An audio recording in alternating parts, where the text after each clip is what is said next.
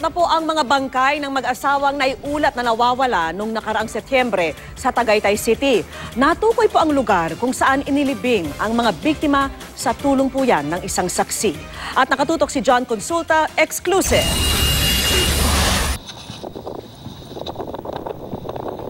Kahit paggabi na, naghuhukay pa rin ang mga tauhan ng Amadeo Police, Tagaytay Police at Cavite Provincial Intelligence Branch sa Barangay Salaban, Amadeo, Cavite.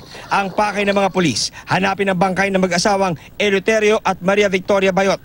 Ayon sa asset ng Cavite Police, dito raw sa mismong lugar na ito, ibinaon ang mag-asawang nawawala dito nga sa may bahagi ng Cavite.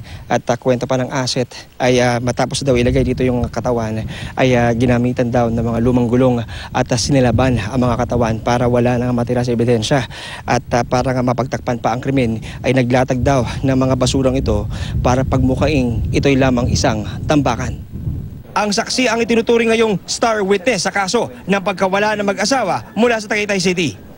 Setyembre ng nakaraang taon nang naiulat na nawawala ang dalawa matapos makipagkita sa umano'y buyer ng lupa. Natagpuan ang kotse ng mag-asawa na may mga tama ng bala at may bahid ng dugo sa Barangay San Jose, Tagaytay City. Sa eksklusibong panayam sa star witness na itinago sa pangalang Ariel, September 1 daw nang magpanggap na buyer ng lupa ang mga suspect.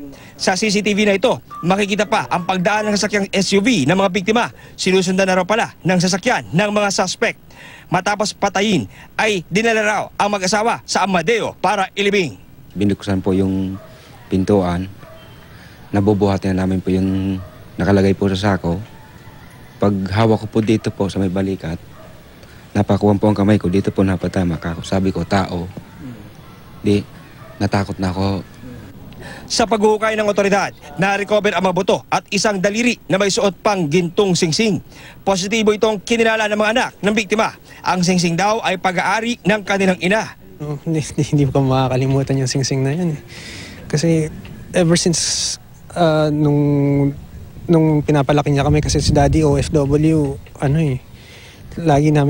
laging missing-singin na rosary. Nagpapasalamat po kami sa mga pulis na yun nga po, hindi sila tumitigil sa paghahanap sa magulang ko. Napakalaga itong testimonial evidence ng ating testigo para sa kasong ito.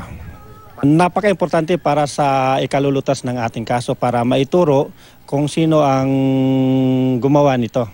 Tumanggi muna ang pangalanan ng mga pulis ang mga suspect sa krimen, bagamat may hawak na raw silang motibo sa double murder case na mag-asawa. Yung motibong tinitingnan namin initially noon pa, nung nawala siya yung mag-asawa noong September 1 dyan sa Tagaytay, ay tungkol sa lupa, sa bentahan ng lupa. Lahat ng anggulo pupuntahan natin para talagang tuluyan nating malutas ang kaso na to. Pero sir, hindi ba magandang nangyari yun na parang sa lahat naman ng naiwan, sing-sing pa? Parang talagang... So lahat ng anggulo pupuntahan natin para talagang tuluyan nating malutas ang kaso na to. Mula sa Cavite, John Consulta, nakatutok 24 oras.